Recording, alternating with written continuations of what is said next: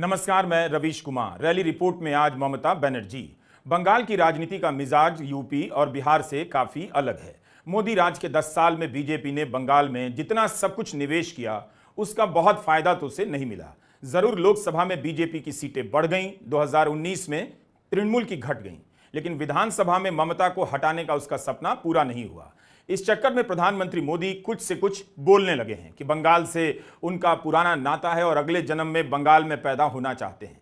ऐसा लगता है कि वे मान रहे हैं कि इस जन्म में यानी अपनी वर्चस्ववादी राजनीति के दौर में वे बंगाल में सेंध नहीं लगा सके। ओडिशा, बिहार, केरल और बंगाल उनके लिए सपना ही रह गया। इसका मतलब यह नहीं कि ममता बनर्जी के लिए बंगाल में लड़ाई आसान रही है। बंगाल में ममता बनर्जी की 2011 से सरकार है। 2021 की जीत के बाद क्या उनके खिलाफ सरकार विरोधी लहर है, और अगर है तो वे कैसे एंटी इनकम्बेंसी का काउंटर कर रही हैं?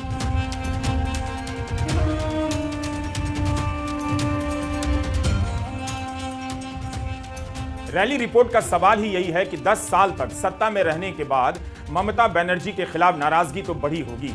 अगर ऐसा है तो क्या इस लोकसभा चुनाव में ममता बनर्जी को नुकसान होगा? और अगर ममता बनर्जी ने बीजेपी को 18 सीटों से घटा दिया तो 4 जून को पूरब से आने वाली सबसे बड़ी खबरों में वो शामिल हो जाएंगी। रैली रिपोर्ट के लिए जानकारी जुटाते समय पता चला कि ममता बनर्जी अपनी सरकार के खिलाफ नाराजगी को कम करने के लिए लक्ष्मी भंडार स्कीम पर जोर देती हैं। यह योजना 2021 के विधानसभा चुनाव से पहले शुरू हुई थी। पहले महिलाओं के खाते में सीधे तौर पर 500 रुपया भेजा जाता था, लेकिन अब जनरल कास्ट की महिलाओं को 1000, अनुसूचित जाति जनजाति की महिलाओं को 1250 रुपए दिए जाते हैं। रैली रिपोर्ट में हम आगे इसी तरह की जानकारियों के साथ ममता बनर्जी की चुनावी राजनीति को समझने का प्रयास करेंगे। 2019 में तृणमूल कांग्रेस को 22 सीटें मिली थीं और बीजेपी को 18।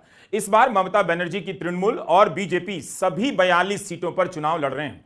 तृणमूल ने 42 में से 12 टिकट महिलाओं को दिया है। ममता बनर्जी महिलाओं को टिकट देने में शुरू से ही बाकी दलों से आगे रही हैं। इस चुनाव में ममता बनर्जी और कांग्रेस एक दूसरे के खिलाफ हैं। कांग्रेस और लेफ्ट का बंगाल में गठबंधन है। गठबंधन के तहत लेफ्ट 30 लोकसभा सीटों पर लड़ रहा है और कांग्रेस 12 पर। पुरुलिया और कूच बिहार में लेफ्ट और कांग्रेस एक दूसरे के खिलाफ भी हैं।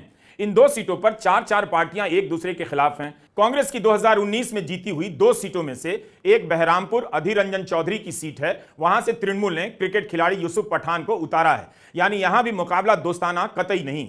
भाषा के कारण भी और बंगाल की राजनीति में कम पकड़ होने के कारण मेरी भी कुछ सीमाएं हैं, लेकिन ममता बनर्जी पर रैली रिपोर्ट तो बनानी ही चाहिए। मोदी के सामने 10 साल से अकेले लड़ रही हैं। 90 से ज्यादा रैलियां कर चुकी हैं। सभाएं और पदयात्राएं भी इसमें शामिल हैं। भारत की अकेली महिला मुख्यमंत्री हैं। ये भूलना मत आप लोग, अपने बूथ पे वोट डलवाओगे आप लोग। अगर कोई रोकेगा बूथ पे जाने के लिए तो रुक तो नहीं जाओगे।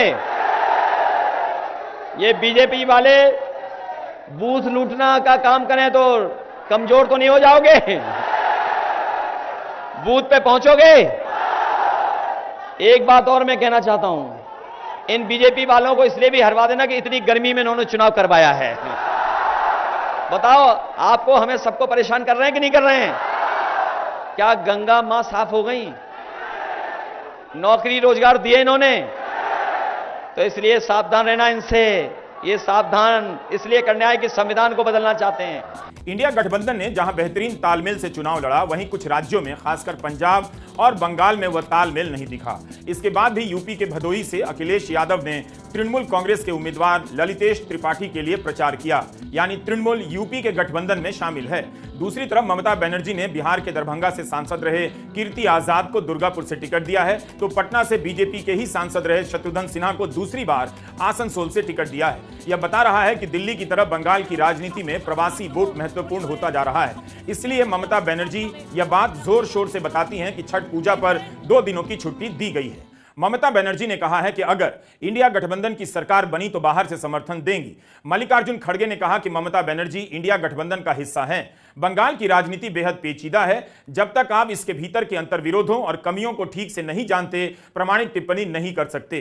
कुछ पत्रकारों से बात करते हुए एक बात समझ आई कि बीजेपी यहां बांग्लादेशी घुसपैठियों का मुद्दा उठाती रही है, लेकिन कभी भी बांग्लादेश सरकार से इस पर बात नहीं करती। दूसरी बात, सीमाओं पर सुरक्षा केंद्र सरकार की है, फिर कैसे बांग्लादेश से घुसपैठिए बंगाल में आ रहे हैं? यह तो केंद्र की नाकामी हुई। तीसरी बात यह है कि नरेंद्र मोदी की सरकार खुद बांग्लादेश से अच्छे रिश्ते बनाने पर जोर देती है, लेकिन यह भूल जाती है कि बंगाल के लोग भाषा और संस्कृति के कारण बांग्लादेश को उस नजर से नहीं देखते जिस तरह से बीजेपी उन्हें दिखाना चाहती है। बंगाल में बांग्लादेश के सीरियल और गाने भी बहुत देखे जाते हैं। दोनों तरफ के लोग आते जाते हैं। आबादी बढ़ने और घुसपैठियों के आने के जाल में बीजेपी बंगाल की राजनीति में फंस गई है। ऊपर से थोपा गया यह मुद्दा बीजेपी को जमीन तक पहुंचने नहीं देता।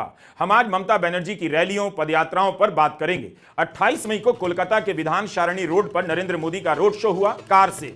इस भीड़ से बीजेपी इतना उत्साहित हो गई कि पार्टी ने अपने ट्विटर हैंडल से एक तस्वीर ट्वीट की। आधे हिस्से में मोदी के रोड शो की तस्वीर थी जिस पर लिखा था असली, और बाकी के हिस्से में ममता की पदयात्रा की तस्वीर थी जिस पर नकल लिखा था कॉपी। मोदी ने रोड शो के दौरान कोई भाषण नहीं दिया, केवल हाथ हिलाते रहे, कार में ही सवार रहे। इसके जवाब में ममता बनर्जी अगले दिन उसी सड़क पर पदयात्रा करने चली गईं। 1.25 किलोमीटर से अधिक की दूरी तय की और तृणमूल ने दिन के उजाले में सड़क भर दिया। टेलीग्राफ में मेघदीप भट्टाचार्य ने मोदी और ममता के रोड शो और पदयात्रा की विस्तार से तुलना की है। लिखा है कि 200 साल पुरानी इस सड़क पर चलते हुए ममता अपने पूरे रॉ में नजर आई। यह केवल एक सड़क नहीं बल्कि बंगाली पहचान का हिस्सा है। ममता यहां रुक रुक कर लोगों से हाथ मिलाती रहीं, तोहफे स्वीकार करती रहीं और बात भी करती रहीं। श्याम बाजार स्ट्रीट पर नेताजी की तस्वीर पर माल्यार्पण किया तो शिमला स्ट्रीट पर स्वामी विवेकानंद के घर के पास लोगों से मिलने जुलने पहुंच गईं। ममता ने कहा कि उन्हें भीड़ जुटाने के लिए दूसरे राज्यों से लोग लाने की जरूरत नहीं। ममता पदयात्रा के दौरान भाषण भी देती हैं। ममता बनर्जी शुरू से ही पदयात्रा करती रही हैं। कोलकाता की सड़कों पर आगे आगे चलने की तमाम तस्वीरें हैं। उनकी राजनीति का यह अभिन्न हिस्सा है। किसी चुनावी मैनेजर के पैदा होने के पहले से ममता कोलकाता की सड़कों पर पदयात्रा करती रही हैं। यह बंगाल की राजनीति का अपना चलन है जो लेफ्ट से आया है। लेफ्ट के नेता भी इस तरह की पदयात्रा करते रहे हैं। 23 मई को ममता बनर्जी ने दमदम में पदयात्रा की। इसके पहले 16 मई को भी पूर्वी मेदिनीपुर में पदयात्रा कर चुकी हैं। नेताजी सुभाष चंद्र बसु मने राखबेन इंडियन ন্যাশনাল आर्मी করেছিলেন, প্ল্যানিং কমিশন করেছিলেন। নেতাজি না থাকলে দেশে স্বাধীনতা হতো না। নেতাজি, গান্ধীজি এরা স্বাধীনের, বাবা সাহেব আম্বেদকর, রবীন্দ্র নজরুল সকলের অবদান আছে। অথচ আজও নেতাজি সুভাষচন্দ্র বোসের জন্মদিনে দিল্লি জাতীয় ছুটি দেয়নি। আমি তাই প্রতিবাদ করতে গেছিলাম। মোদি কাল গেছিল রাজনীতি করতে, আর আমি আজ গিয়েছিলাম প্রতিবাদ করতে আর নেতাজিকে স্যালুট জানাতে। यह ममता बनर्जी का स्टाइल है। जिस सड़क पर मोदी का रोड शो हुआ उसी सड़क पर अगले दिन ममता ने पदयात्रा कर डाली। आज बीजेपी को वॉशिंग मशीन कहा जाता है। इसकी शुरुआत ममता बनर्जी ने की। मशीन लेकर मंच पर पहुंच गई और बताने लगी कि बीजेपी में जाते ही दागी नेता सफेद हो जाते हैं। गोदी मीडिया के दर्जनों कैमरों, केंद्र की एजेंसियों और सबसे अमीर पार्टी बीजेपी के घातक हमलों से बचते हुए और लड़ते हुए ममता बनर्जी बंगाल में टिक गई।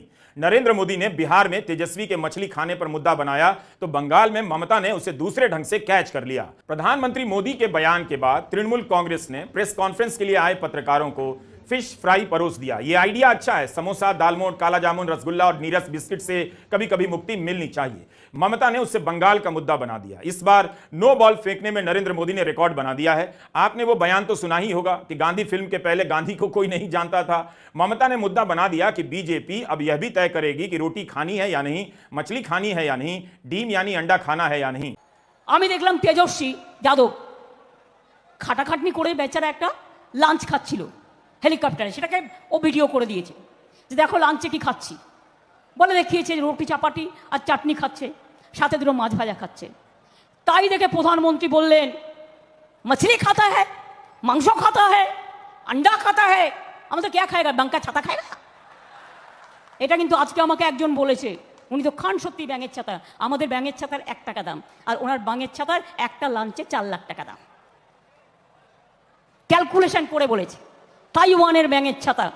আমি এর মধ্যে যেতে চাইতাম না যদি আপনি এ কথা বলে বাংলা সহ ভারতবর্ষের বিভিন্ন মানুষকে আপনি মানে অপদস্থ না করতেন। কেউ ভেজ খেতে পারে, কেউ নন ভেজ খেতে পারে। আজকে আমি একটা সংবাদ মাধ্যমেই দেখেছি বা কোনো একটা সোশ্যাল নেটে যে উনি যে ব্যাঙের ছাতাটা খান সেটা তাইওয়ান থেকে আসে। তার একটা পিসের দাম হচ্ছে 80,000 টাকা এবং ওনার লাঞ্চের জন্য লাগে 4 লক্ষ টাকা। আমার কোনো যায় আসে না মোদিবাবু, আপনি খান, আপনার শরীর সুস্থ রাখুন, স্কিন ভালো রাখুন। আপনি 4 লাখ টাকার জায়গায় 20 লাখ টাকা খেলেও আমি কিচ্ছু মাইন্ড করবো না, কারণ এটা খাওয়ার অধিকার আপনার আছে, তাই বলবো না। কিন্তু আপনি যখন আমার গায়ে হাত দিয়ে বলবেন মাছ খাবে না, মাছে ভাতে বাঙালি, মাছ খাবে না, মাংস খাবে না, ডিম খাবে না, তো কি খাবে? বার্লি। बंगाल में बीजेपी के दो बड़े नेता बताए जाते हैं, एक शुभेंदु अधिकारी जो तृणमूल से आए हैं और दूसरे राज्यपाल जिन पर तृणमूल आरोप लगाती है कि वे केंद्र के इशारे पर बीजेपी के लिए काम करते हैं। मोदी सरकार के 10 साल के दौर में बंगाल और तमिलनाडु के राजभवन ने क्या किया, इसकी झलक आपको सुप्रीम कोर्ट के फैसलों और टिप्पणियों में मिल जाएगी। बंगाल में 7 चरणों में मतदान होने हैं। 7वें चरण में जिन 9 सीटों के लिए वोट डाले जाएंगे सभी तृणमूल के पास हैं। ये 9 सीटें कोलकाता शहर, उसके उपनगर और सुंदरबन इलाके की हैं। इनमें से 8 सीटें ऐसी हैं जिन पर बीजेपी कभी नहीं जीत पाई। रोड शो के मुकाबले ममता बनर्जी पदयात्रा पर जोर देती हैं। उनकी पदयात्रा का क्रम देखने लायक है। ममता सबसे आगे चलती हैं, उनके पीछे कुछ रंगकर्मी चलते हैं, फिर उनके पीछे कार्यकर्ता या समर्थक। ड्रोन कैमरे से देखने पर लगता है गणतंत्र दिवस की झांकी गुजर रही है। 30 मई को ममता बनर्जी ने जाधवपुर से काली घाट तक पदयात्रा की। 12 किलोमीटर की यह पदयात्रा 2 लोकसभा क्षेत्रों जाधवपुर और साउथ कोलकाता से गुजरी। काली घाट में ममता बनर्जी का घर है। यह पदयात्रा इस चुनाव की सबसे लंबी पदयात्रा बताई जा रही है। भारी उमस और 35 डिग्री सेल्सियस तापमान में 12 किलोमीटर चलना आसान नहीं। पदयात्रा के दौरान जगह जगह पर मंच बनाए जाते हैं और ममता वहां भाषण देती हैं। 29 मई को अभिषेक बनर्जी भी इसी जाधवपुर में रोड शो कर चुके थे। ममता बनर्जी के साथ साथ अभिषेक बनर्जी भी रोड शो और पदयात्राएं कर रहे हैं। इस तरह ममता ने अभिषेक बनर्जी को अपने ही सामने एक नेता के तौर पर स्थापित कर दिया है। डायमंड हार्बर में ममता बनर्जी और अभिषेक बनर्जी ने संयुक्त सभा की, जहां से अभिषेक बनर्जी चुनाव लड़ रहे हैं। ममता अभिषेक को लेकर जरा भी नहीं हिचकती, बीजेपी के परिवारवाद के आरोप की परवाह नहीं करती। अभिषेक बनर्जी के खिलाफ भी ईडी के मामले चल रहे हैं। पार्टी में ममता बनर्जी को दीदी कहा जाता है और अभिषेक बनर्जी को एबी। इसके अलावा डेरेक ओब्रायन, महुआ मोइत्रा, सुष्मिता सिंह देव और सागरिका घोष जैसे कई नेताओं की अपनी पहचान है। सबकी अलग अलग उपयोगिता भी है। अभिषेक बनर्जी बिल्कुल साफ साफ हिंदी बोलते हैं। हर चोट का जवाब वोट से देना है। 10 साल में जो लगातार चोट पे चोट, चोट पे चोट, चोट पे चोट आया, आने वाला 1 तारीख को 2 नंबर बटन दबा के उस चोट का जवाब वोट से देना है। जो डराड़ पैदा करके हमारा हक हमसे छीनना चाहा, मैं उस बीजेपी वालों को कहना चाहता हूं कि कश्मीर से लेके कन्याकुमारी ये देश सबका है, हिंदुओं का है, मुसलमानों का है, सिख का है, ईसाई का है, बौद्ध का है, जैन का है, सबका है। इस धरती पे मेरा जितना हक है आपका उतना ही हक है।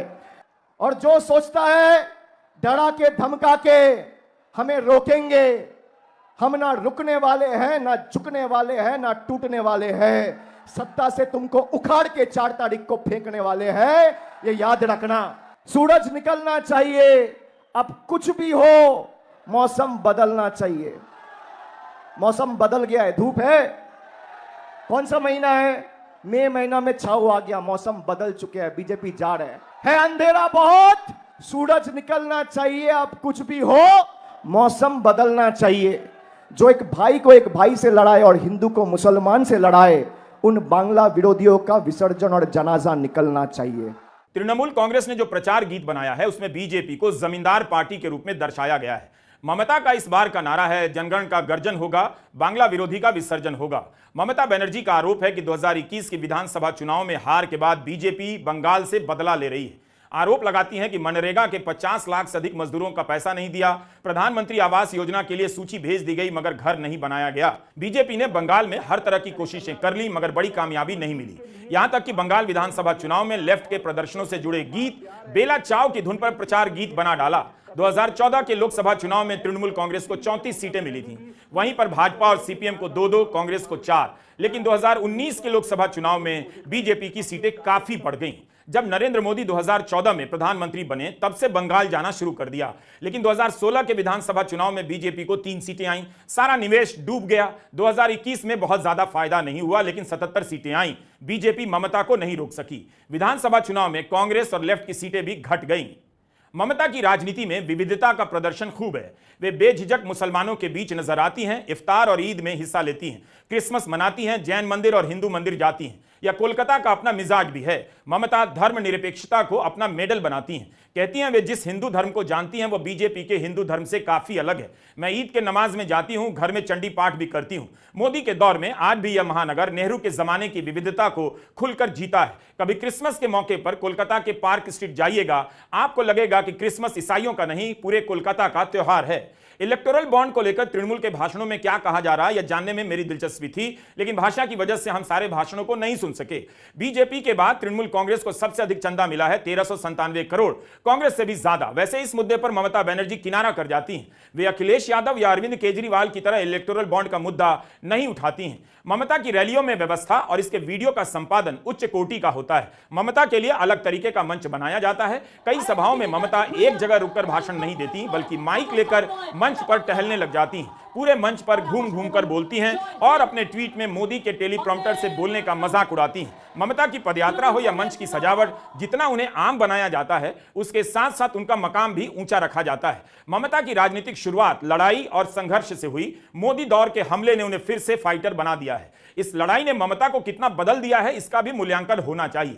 आज कोई भी पार्टी बीजेपी के हमले से खुद को बचाते बचाते उसके जैसी हो सकती है। भारत के इतिहास में इस स्तर पर कभी नहीं हुआ कि अपनी पार्टी को बचाना ही पार्टी के नेता की सबसे बड़ी चुनौती हो गई। ममता बनर्जी ने 7 चरणों के चुनाव और अधिकारियों के तबादले को लेकर चुनाव आयोग को भी खूब निशाना बनाया। अभी साइक्लोन के बारे में बात करती हुई उन्होंने कहा कि भाजपा ने चुनाव आयोग पर दबाव डालकर ऐसा चुनावी कार्यक्रम बनवाया है। कहती हैं कि मुझे साइक्लोन की चिंता है, लेकिन साथ में चुनावी सभाओं में जाना पड़ता है। लोग प्राकृतिक आपदाओं से जूझ रहे हैं और चुनाव है कि 3 महीने से चला जा रहा है। ऐसा चुनाव कार्यक्रम सिर्फ एक इंसान मोदी को लाभ पहुंचाने के लिए बनाया गया। क्या पहले चरण में 4 सीट की जगह 24 सीट पर चुनाव नहीं करवाए जा सकते थे? बंगाल में सबसे ज्यादा फोर्स भेजने के बावजूद भाजपा को इस बार बंगाल के लोग हराने वाले हैं। ममता यह सब अपने भाषणों में कहती हैं। क्या जरूरत था कि 3 महीने के लिए चुनाव का दिन ठीक करना? क्या ये लोगों को पता नहीं है? अभी गर्मी ज्यादा होता है, अभी बारिश का मौसम है। एक टाइम में इलेक्शन करना ठीक नहीं है। इलेक्शन होता है जो मई का मिडिल में पूरा सब कुछ खत्म हो जाता है। और अभी देखो, खाली मोदी को एडवांटेज के लिए कि उसको टाइम मिलना चाहिए घूमने के लिए, इधर उधर जाने के लिए, इसी के लिए उनको एडवांटेज देने के लिए इतना दिन इलेक्शन देर किया है।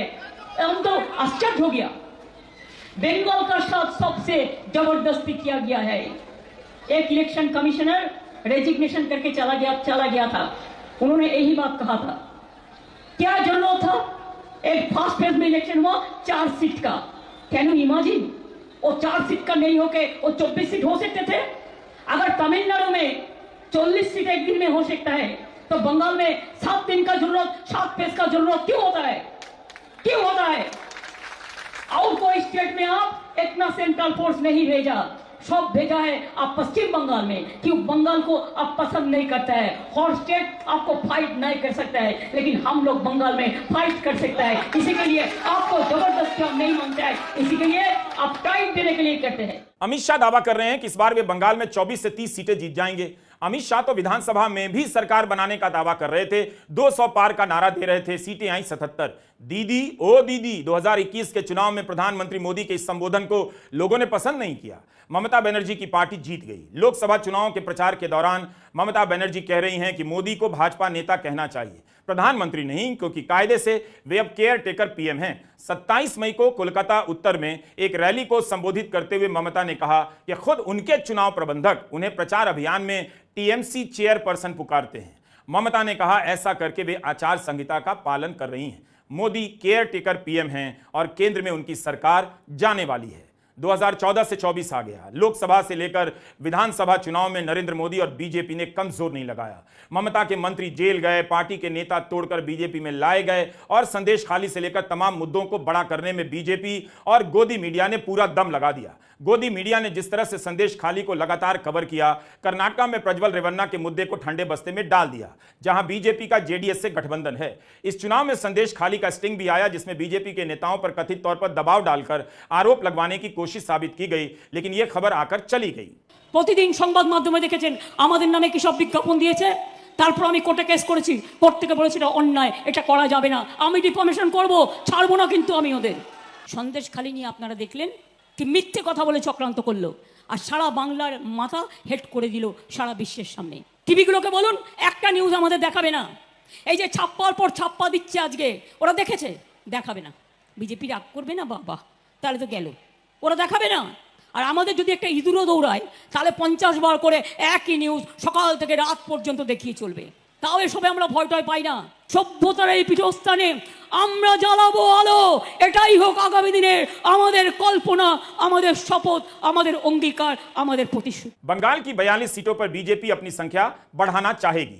तृणमूल बीजेपी की बढ़त को रोकना चाहती है। इंडिया गठबंधन ने बंगाल को ममता के भरोसे छोड़ दिया है। राहुल गांधी या प्रियंका गांधी भी बंगाल में नजर नहीं आए। रैली रिपोर्ट में इतना ही। आप सभी ने देखा, हमारा हौसला बढ़ाया, इसके लिए बहुत आभार। हम जानते हैं काफी कमियां होंगी, लेकिन मकसद यही था कि जिस विपक्ष को गोदी मीडिया दिखाता नहीं है, उसका मजाक उड़ाता है, उस विपक्ष की रैलियों को देखा जाए और उसके बारे में लोगों को बताया जाए। बीजेपी के पास जितना पैसा है, जितनी ताकत है, वह चाहे तो अपने एक एक जिलाध्यक्ष को फॉर्च्यूनर कार गिफ्ट कर सकती है और जिलाध्यक्षों को भी फॉर्च्यूनर ही मांगना चाहिए। उसके लिए बीजेपी के पास अब समर्पित मीडिया है, संस्थाएं हैं। उसकी जीत के दावे हर दूसरा जानकार करता है। लेकिन हमने रैली रिपोर्ट के जरिए देखा कि 2024 के चुनाव में अपनी तमाम कमजोरियों, खामियों के बावजूद विपक्ष मजबूती से लड़ रहा था। नमस्कार, मैं रवीश कुमार।